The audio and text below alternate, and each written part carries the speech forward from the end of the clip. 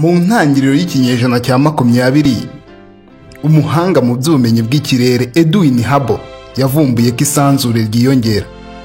Agaragaza ko isanzure n'ibirituye bifite igihe cy'intangiriro, mu gihe abahanga benshi bemezaga ko isanzure ritagize igihe ritangirira.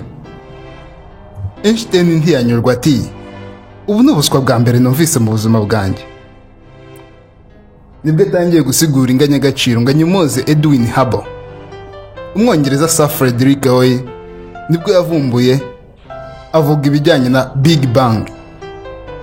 Nyuma mu mwaka w'1992 icyogajuru Kobe cyagaragaje ko isanzure rifite igihe ryatangiriye, ari nk'ikibatsi cy'umuriro benshi bise ko ari Big Bang.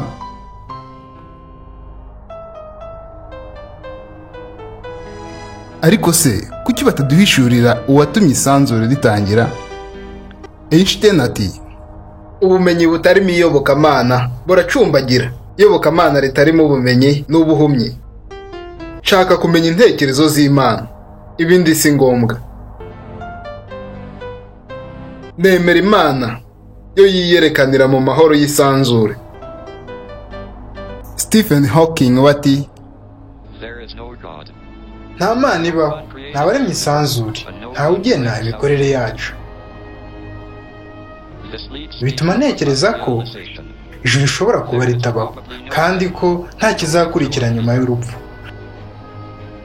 Ubuzima tugomba kubushimira uwashyizeho isanzure. Kubw'ibyo njye ndashima byimazeyo.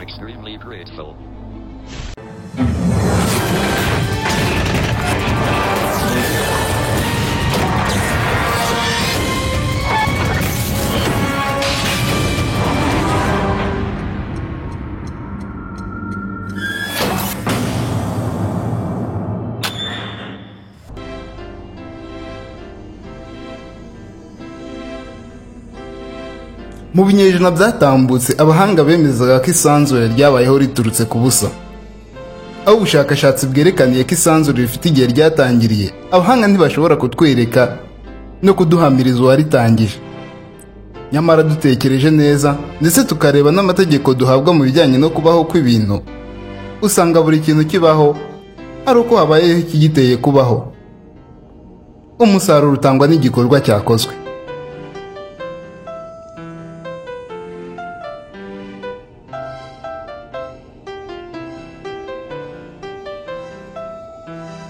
Iremwa ry'isanzure rivuye ku busa bisa neza n'ibyanditswe mu ntangiriro rimwe. Niba batemera Imana, ninde washyizeho iryo sanzure rivuye ku busa? Iyo biba ko nta kintu cyariho mbere y'isanzure, bivuze ko n'isanzure ritari kubaho, natwe ubwacu ntitwari kuba turiho.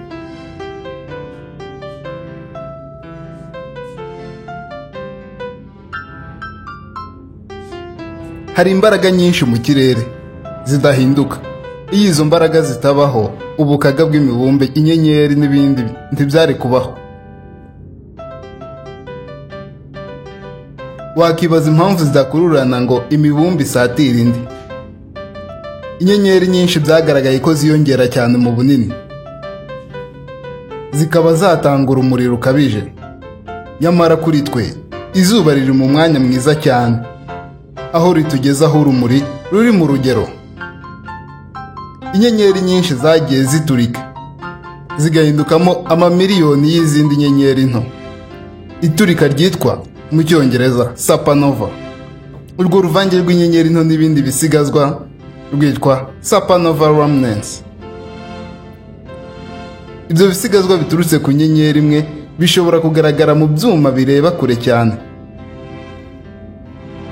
Mu bukaga bw'imibumbe n'inyenyeri bindi, inyenyeri iturika rimwe mu myaka 26. Niba tuzi igihe bifata mu bukaga busa n'ubwo turimo, tukaba tuzi inshuro inyenyeri zaturitse, byaduhereza igihe izuba n'indi mibumbe byaba bimaze. Ibyuma byagaragaje ko habayeho iturika ry'inyenyeri 250 gusa. Niba koko mu kirere bifata imyaka 26, ibi byatwereka ko imibumbe n'inyenyeri byaba bimaze imyaka itarenga 6500. Ibi bijya kungana neza n'igihe Bibiliya tubwira isi yabayeho. Uko guturika kw'inyenyeri zitanga izindi nyenyeri nto n'imibumbe bigaragaza ko ubukaga duherereyemo bumaze imyaka ibihumbi, ko atari amamiliyaridi menshi y'imyaka bavuga.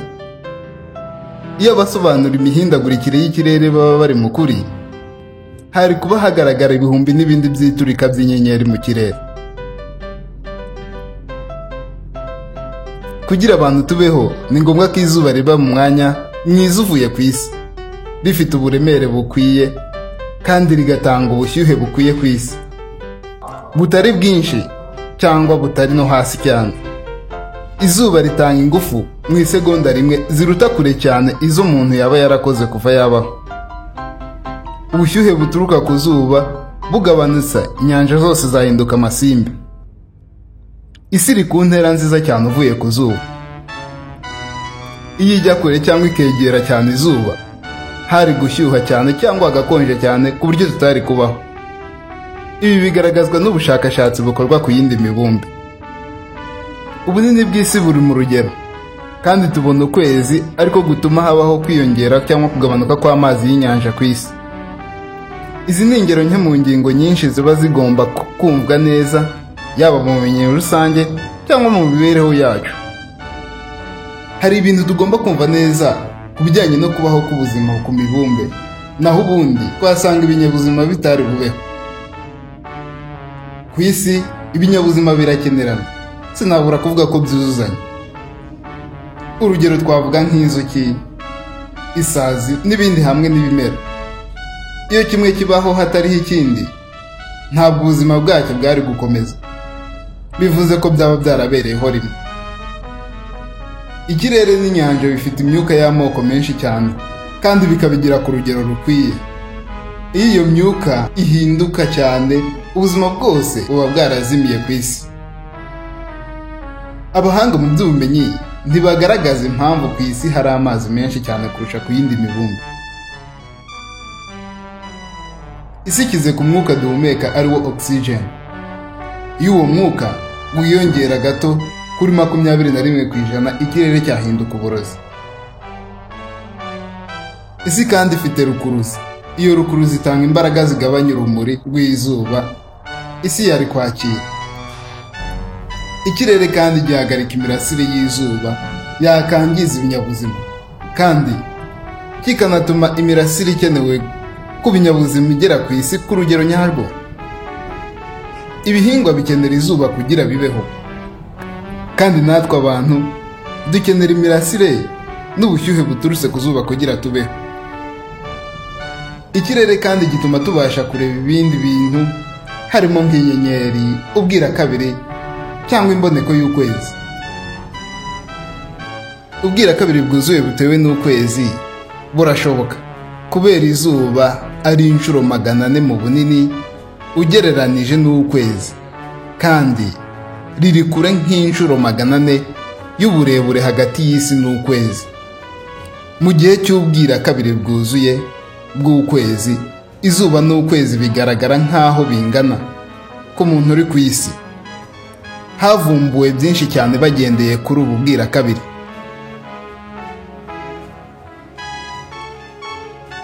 Abahanga mu ihindagurika ry'isi bavuga ko izuba rimaze imyaka irenga miliyaride 4.5.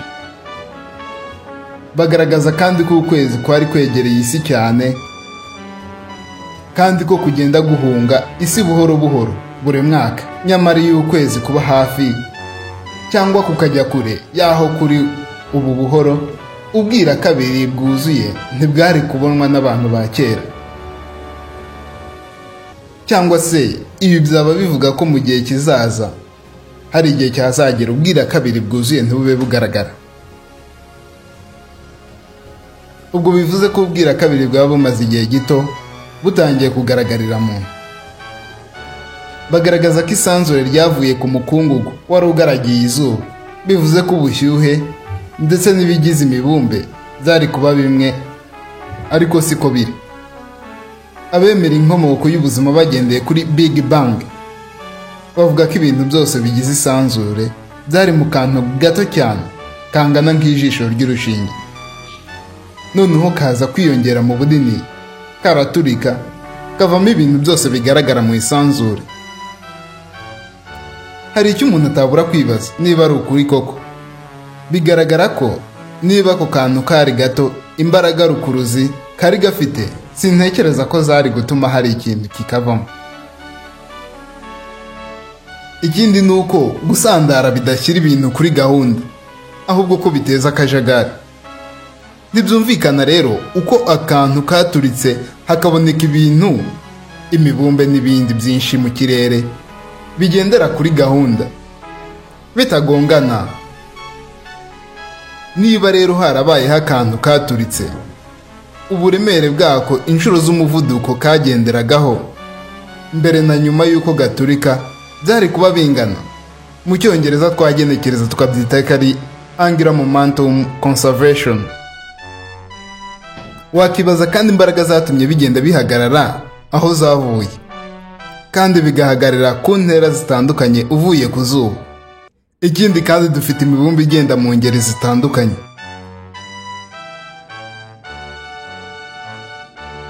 Icyo bita kometi kigizwe n'urubura, umukungugu ndetse n'imyuka. Bavuga ko iyo kometi yabayeho mu myaka amamiliyaridi menshi ashize. Kometi ihura cyane n'indi mibumbe kandi yegera izuba. Iyo igenda mu kirere, igenda isatira izuba cyane, nuko uburemere bugatangira kugabanuka, ari nako yizengurutse izuba. Bigaragara ko iyo kometi imara nk'imyaka 10,000 kugira izuba ribe ryitwitse. Ikindi kintu gitangaje nuko ikindi kimara nk'imyaka 10,000 ari soft tissues ziba mu tunyengingo tugize amaraso hamwe n'ibyitwa DNA, deoxyribonucleic acid, twakita nk'agace kagize kamere y'umuntu. Mu buvumbuzi bwa vuba basanze ibyo bita soft tissues mu magufwa y'inyamaswa za dinosaur. Bigaragaza ko izi dinosaur zaba zarabayeho nk'imyaka 10,000 atari miliyoni 65.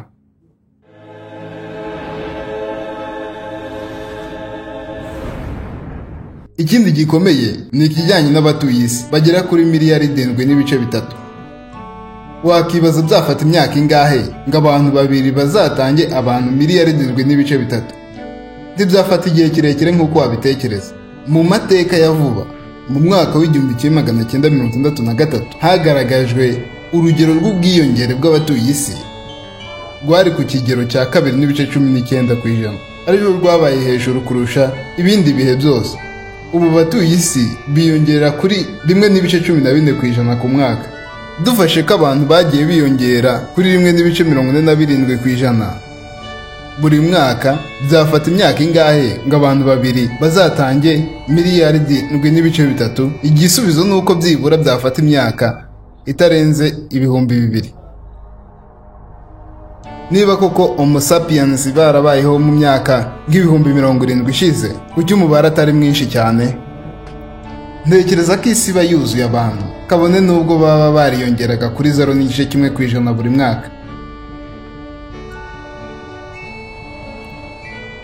Benshi batekereza ko kubaho k'umubumbe mwiza utuwe n'ibinyabuzima byabayeho kubw'impanuka.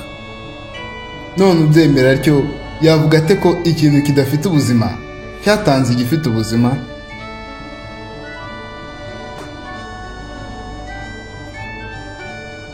Ibinyabuzima byose bigizwe n'utunyengingo twibanze twitwa cells. None utwo tunyengingo twabayeho dute kubw'amahirwe? Mu myaka 170 ishize, igihe Charles Darwin yariho, akanyengingo kafatwaga nk'akantu gato cyane, kaboneka gusa ari uko hakoreshejwe ibyuma kabuhariwe mu kureba utuntu duto cyane, microscopes. Ubaho ibintu bigeze, twamenye ko aka kanyengingo ari indashyikirwa kandi ko gakoranye ubuhanga budasanzwe. Umubiri w'umuntu ugizwe n'utunyengingo tugera ku mamiliyari menshi cyane. Utunyengingo 10,000 uduteranyije twajya ku gatwe k'urushinge. Buri kanyengingo ugiye gukiga wakiga nk'ibitabo bigera ku 4,000. Amakuru y'utunyengingo twose tugize umubiri yanditswe mu bitabo, byaba ibitabo byinshi cyane. Utunyengingo tugaragara nk'uduce tudasanzwe. Mu kanyengingo hakorerwa ibikorwa byinshi, tukagira kandi uburyo dukorana mu gutwara ibitunga umubiri. Mu mubiri hagaragaramo utuntu tugenda dutanga ibitunga twa tunyengingo. Urugero twavuga ni nk'ako mu bwoko bwa flagella, niko bacteria zikoresha mu kugenda. Aka kameze nk'imashini itwara ibintu kandi yakozwe n'umuhanga. Gafite igice kizenguruka kimeze nk'umurizo, gishobora kwizengurutsa inshuro 100,000 mu munota umwe gusa. Iyi ni ifoto y'ako kantu ko mu bwoko bwa flagella, yongerewe inshuro 50,000 mu bunini. Uko imeze igizwe n'uduce 30 dutandukanye twubatswe n'intungamubiri zitwa proteins.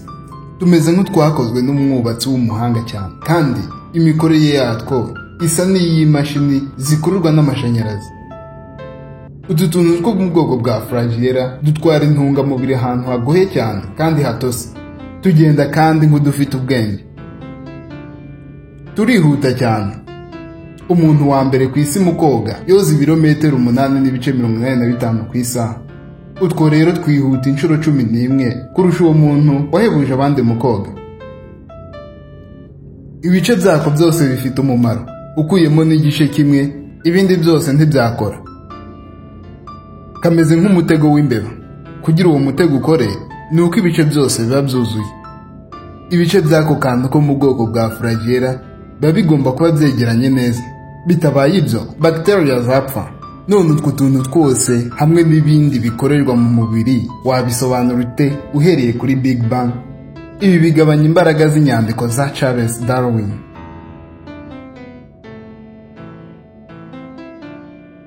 Utunyengingo twifitemo ibidutunga, proteins.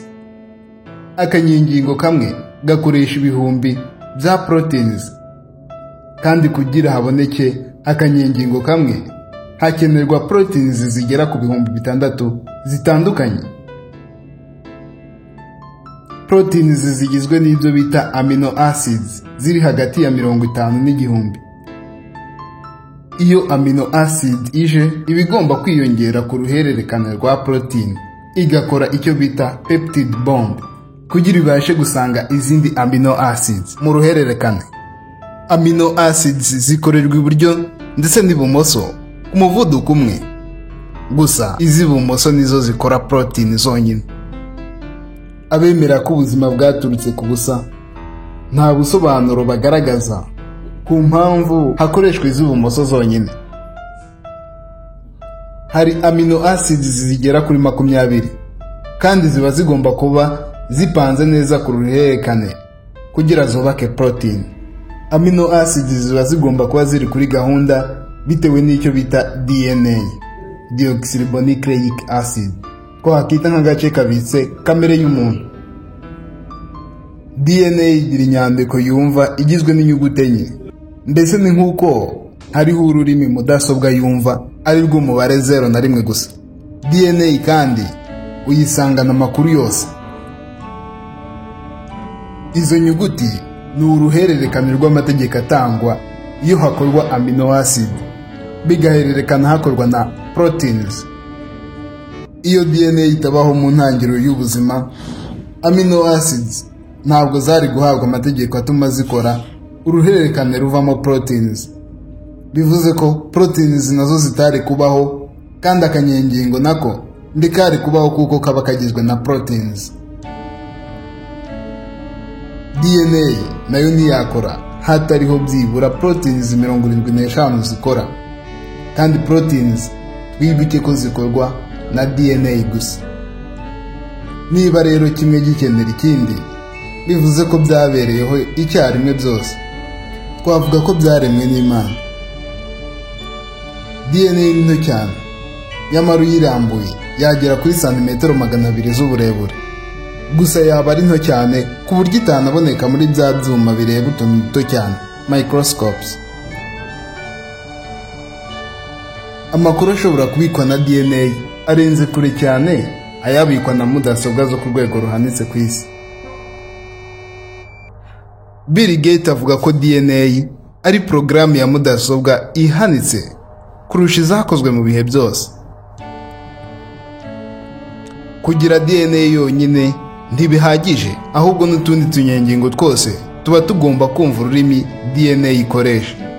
Bivuze ko nta tunyengingo twumva amategeko ya DNA. DNA yacu ntacyo yabimaze.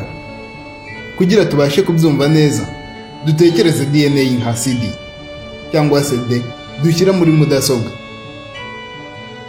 Ufite CD nta mudasobwa cyangwa ikindi gikoresho cyo gusoma ibyanditse kuri iyo CD ntacyo yabimaze. Niyo mpamvu utunyengingo n'ibindi byinshi biba mu mubiri biba bigomba kumva ururimi DNA ikoresha itanga amakuru kugira ibikorwa mu mubiri bibe kuri gahunda. Bitaba ibyo utunyengingo twapfa. DNA ubwayo ishobora gukora indi bisa mu gukosora amakosa cyangwa ikitagenda neza kuri yo.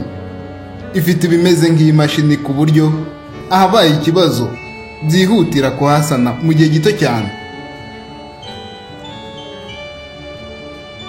Ikigaragara ni uko umuntu atagizwe n'umubiri n'imbaraga, ahubwo ko hari n'amakuru atangwa mu mubiri kugira ibintu bikore.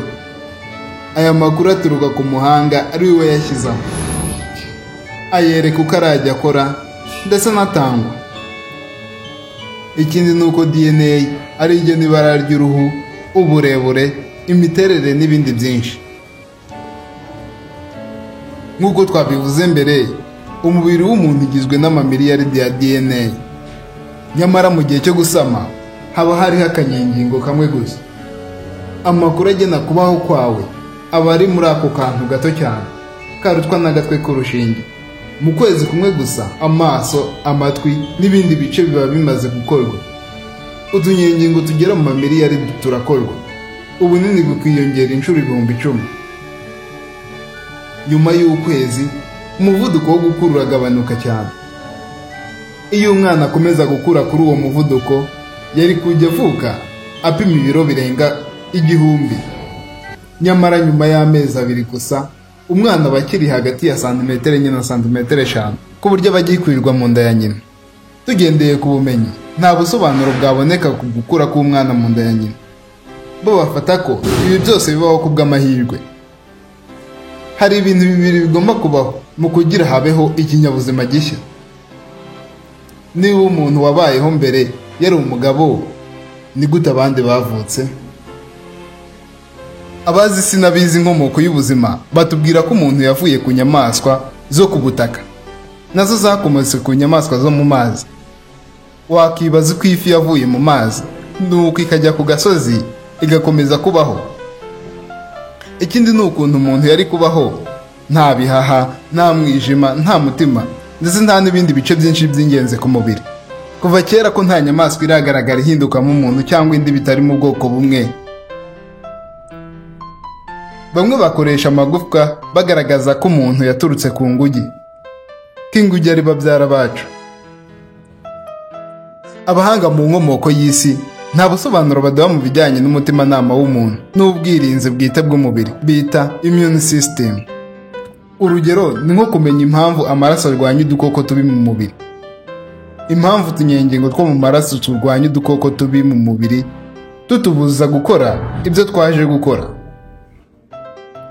Kugira utwo tunyengingo tubikore, hagomba kuba hatanzwe amakuru ko agakoko kaje ari kabi kandi ko kagomba kwirukana. Kandi dushobora kumenya udukoko twangiriza n'ututangiriza. Keretse ko byose byaba byaratangiranye no kubaho k'umuntu, naho ubundi umuntu wa mbere aba yarapfuye ako kanya. Nta busobanuro ku mpamvu umubiri hagaragaramo amaraso kandi adakorewe igihe ngo agera ahagera ku gihe, umuntu yahita apfa. Habayeho ikibazo kijyanye n'amaraso nko mu bwonko cyangwa mu mutima, ako kanya wahita upfa. Uburyo amaraso atembera kandi anayungururwa mu mubiri biragoye kubyumva, kuko bigaragara ko hari amakuru umubiri uhererekana agaragaza aho amaraso akenewe cyane, aho agomba kuyungururwa ndetse n'aho agomba gusimburwa. Tukivuga ku maraso, umuntu yakibaza icyabanje hagati y'amaraso n'umutima, cyangwa ari umubiri n'amaraso cyabanje kuba hari iki. Reka twigire hamwe. Umutima upompa amaraso kugira ajya ahandi hose, kandi amaraso iyo yabuze gato umutima uhita uhagarara. Bivuze ko nta na kimwe cyakora hatariho ikindi. umubiri ntiwabaho nta maraso awutemberamo. Impamvu ni uko utakora nta mutima. Ibyo bintu byose ubyumvise neza wabona ko byatangira igihe kimwe kugira umuntu abeho.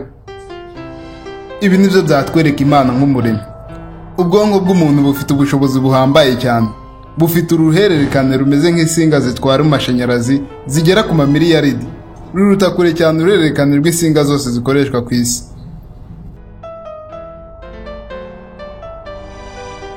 Ijisho rifite agace kitwa retina. Kari munsi cyane ya santimetero ndwi. Retina ikaba ifite nka miliyoni 137 z'utunyengingo dufasha mu kumenya amabara ndetse twose tugahereza ubwonko. Ijisho ry'umuntu rishobora kwivura ndetse no kwiyoza mu gihe ryanduye. Rituma kandi ushobora kureba kure no hafi uko ubikeneye. Inguni umuntu areberamo ihindutseho byibura degere imwe, umuntu yajya abona ikintu kimwe mu bibiri. Ibi bikaba bimwe mu byerekana ko twaremwe n'Imana dukurikije ubwo buhanga bikoranye. Kumenya ndetse no kwemera Imana ko ari umuremyi ntitubisanga gusa ku muntu, ahubwo no ku nyamaswa yaremye ndetse n'ibihingwa byabitwemeza. Hari abemera ko kubaho kw'isanzure byatewe na aliens. Gusa wakibaza ko aliens zarema isi? Niba zayirema se, izuba ryo zarirema zite? Ko ari rinini, imibumbe igera kuri miliyoni inganya ubunini n'isi yakwirwa ku zuba. Ko rishyushye cyane, ni gute izo aliens zagiyeyo zikaryubaka zikaritangiza zarangiza zikavayo zidahiye? Ubuzima uvuye ku isi ntibushoboka kuko indi mibumbe iherereye ahantu habi uvuye ku zuba. Imwe iri ahari imbaraga za rukuruzi nyinshi, indi harakonje cyangwa harashyushye cyane. Ahandi ikirere cyaho ni uburozi. Nyamara isi yacu ni umwe mu mibumbe y'agatangaza ituweho n'ibinyabuzima. Niba ubuzima bwarikoze ku isi, wakibaza impamvu ahandi impinduka zitabaye ngo hikore ubundi buzima. Ikindi kandi, niba izo aliens zararemye isi, zari gukora neza n'indi mibumbe nayo igaturwaho n'ibinyabuzima, cyangwa se hakaboneka indi mibumbe iteye imbere mu ikoranabuhanga rihambaye. Iyo biba bityo, hari kugaragara ibimenyetso ko hari ikoranabuhanga rindi mu kirere, cyangwa natwe tukabona izo aliens zije gusura ibiremwa byazo nk'ibyogajuru cyangwa indege zabyo. Hano hari ibigaragara mu kirere byagiye bitangazwa muri Amerika byitwa UFOs, ibigendajuru bya aliens. Ibyo byogajuru byazo iyo biguruka bihindagura amabara ndetse n'ingano. Ibyogajuru byinshi bishobora guhindukamo kimwe, cyangwa kimwe kikitandukanyamo ibindi byinshi. Ibi byogajuru bigaragazwa n'amafoto menshi. Gusa mu bahamya ko babibonye, ntawe uvuga ko yabonye ari igikoresho runaka. Bose bavuga ko ari urumuri babona rutembera mu kirere. Hari igihe ibyo bigendajuru byigaragaza imbere y'abantu, nuko bikagwa mu mazu cyangwa ku butaka bikazimira. Ibi bitwereka izo UFOs ko atari ibikoresho bifatika, ko ahubwo ari nk'amajini aba yigaragaza mu kirere. Niba koko arizo zaremye isi, zari kujya ziza gusura umubumbe wazo cyangwa zikaturimbura twese. Mu gihe zaje gusura umubumbe wazo n'ibiremwa byazo, twari kujya tuzibona. Abahanga bashyizeho ibyuma bikomeye byo kureba mu kirere, nyamara nta makuru na make ibi byuma byatanze agaragaza ubundi buhanga bujyanye n'ikoranabuhanga mu yindi mibumbe. Kuba ntacyo babona bivuze ko na aliens ntazo. Wakibaza impamvu ibyo batabigenza batyo kuri DNA ngo bemere ko hari umuhanga wayihaye ubushobozi bwose ifite, kandi ngo bemere ko niba hari ingingo zitakora mu gihe izindi zitariho, kubwo zaremewe rimwe, ziremwe n'isumba byose, ariyo Imana.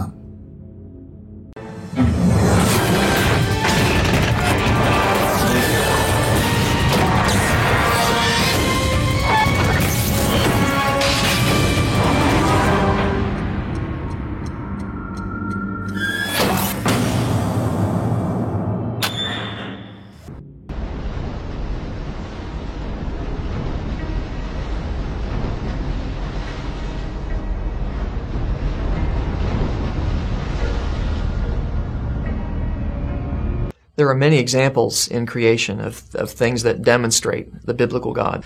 One would be in our very DNA. Our DNA has information in it. And there is a whole field of scientific study called information science, which studies how information originates, how it's transmitted, and so on. And one of the laws of information science says that information never originates by itself in matter, never spontaneously comes about. Anytime we trace the copying of information back to its source, it always comes back to a mind. And since we have creative information in DNA, that tells me that DNA comes from intelligence. It's not something that could possibly come about through millions of years of mutations and natural selection. That just won't work.